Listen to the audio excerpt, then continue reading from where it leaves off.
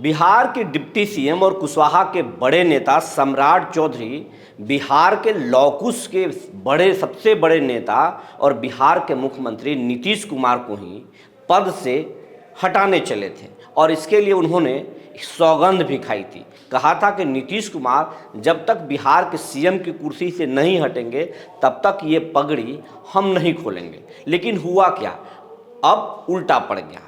नीतीश कुमार तो सीएम की कुर्सी पर बने हुए हैं, लेकिन सम्राट चौधरी आज प्रभु राम श्री के लला के जो है जन्मस्थली जो है अयोध्या, अब वहाँ पगड़ी उतारने जा रहे हैं। जी नमस्कार, मैं हूँ विपुल कुमार और आप देख रहे हैं सूर्य विहार डिजिटल न्यूज। सम्राट चौधरी का जो सौगंध है वो सम्राट चौधरी भूल गए हैं। अब उनको लग रहा है कि इस सौगंध से जनता में इमेज खराब हो रहा है और उनके जो सबसे बड़े नेता हैं नरेंद्र मोदी और अमित शाह, उनको भी लग रहा है कि सम्राट का पगड़ी कहीं भाजपा को नुकसान न दे दे, कहीं केंद्र में भी नुकसान न दे और बिहार में भी नुकसान न दे। इसीलिए सम्राट चौधरी पर दबाव बनाया गया और सम्राट चौधरी आज अयोध्या में जाकर अपना पगड़ी खोलेंगे और उसके लिए वो सुबह में ही निकल चुके हैं पटना से अयोध्या के लिए। रास्ते में गोपालगंज होते हुए कई ज़िलों में कार्यकर्ताओं से मिलेंगे और फिर अयोध्या जाएंगे गोरखपुर होते हुए। तो ये उनका कार्यक्रम है। लेकिन सवाल उठता है कि आखिरकार बीजेपी इतनी बैकफुट पर आई क्यों।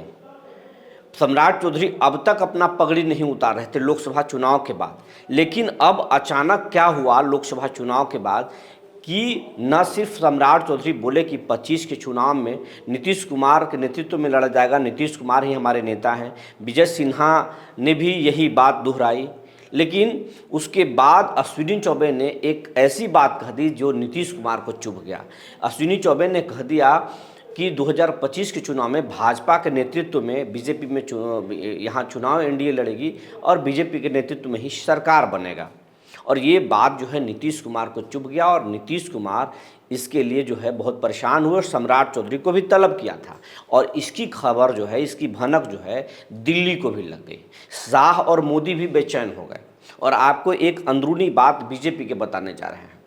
नायडू और नीतीश से जितनी परेशानी मोदी को नहीं है और शाह को नहीं है, उतनी ज़्यादा परेशानी अब जो है बीजेपी के अंदर हो रहा है। कहा जा रहा है कि जो संघ के जो प्रमुख हैं, सरसंचालक जो हैं मोहन भागवत, वो भी मोदी के पैतरे से, उनके कार्यकलाप से काफ़ी खफा हैं और वो भी मोदी को पसंद नहीं कर रहे हैं।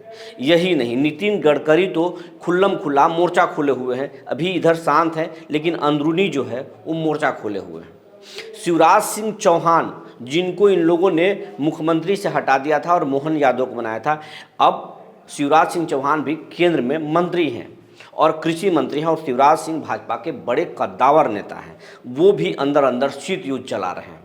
वसुंधरा राजे भी जो है शीत युद्ध चला रही हैं और ये सब मिल करके अब उत्तर प्रदेश के जो मुख्यमंत्री हैं और हिंदू हृदय सम्राट जो हैं, जो हिंदू के सबसे बड़े फायर ब्रांड नेता हैं योगी आदित्यनाथ, उनको इन लोगों ने पर्दे के पीछे से समर्थन दे दिया है। और इस बात की भनक मोदी और शाह को लग गई है। आपको इस बात से हम बताने जा रहे हैं कि योगी ने पिछले 2 दिनों में गुजरात की 2 बड़ी कंपनियों को टेंडर को रद्द कर दिया है, उन कंपनियों को ब्लैक लिस्टेड कर दिया है और जांच भी बैठा दी है। इसके साथ साथ कई और गुजराती कंपनियों को चिन्हित किया जा रहा है उत्तर प्रदेश में, और अगर उसकी जांच हो जाए तो वो उसकी जांच की आंच जो है बड़े बड़े नेताओं तक पहुंच सकती है। यही कारण है कि अमित शाह बैकफुट पर आ गए हैं। वैसे अमित शाह जो है यूपी में कई अधिकारी बैठाए हुए थे और योगी के आसपास 2 डिप्टी सीएम भी लगाए हुए थे, लेकिन और वहाँ के जो चीफ सेक्रेटरी थे वो भी शाह के करीबी थे। लेकिन योगी ने 2 दिन पहले चीफ सेक्रेटरी भी बदल दिया, अपने नज़दीकी को चीफ सेक्रेटरी बना दिया और अब डिप्टी सीएम पर भी खतरा है। तो भाजपा के अंदर ही बगावत धीरे धीरे शुरू हो गई है, शीत युद्ध की स्थिति है। और ऐसे में अगर नीतीश नाराज हो जाएं तो फिर मोदी की सरकार पर संकट गहरा जाएगा।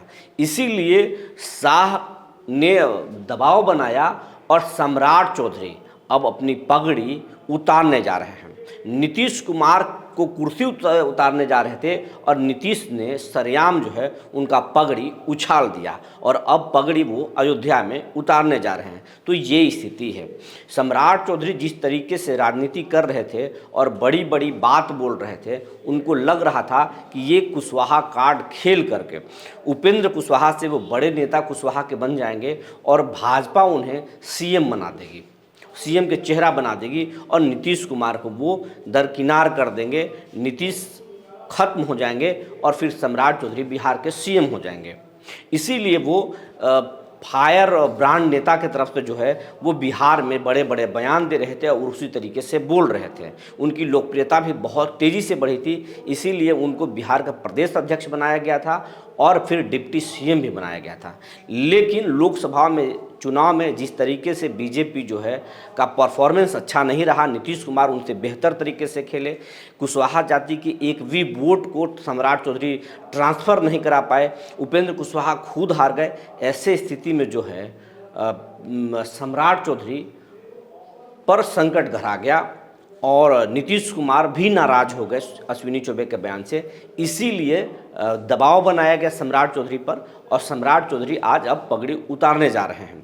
और इसके साथ साथ ये भी कहा जा रहा है जानकारों के अनुसार कि बीजेपी में कई अभी बदलाव बिहार में हो सकते हैं और बीजेपी ने बिहार के सबसे बड़े कुशवाहा के जो नेता थे, जो काराकाट में तीसरे स्थान पर आए थे, उनको जो है प्रमोट कर दिया और उनको राज्यसभा भेज रही है।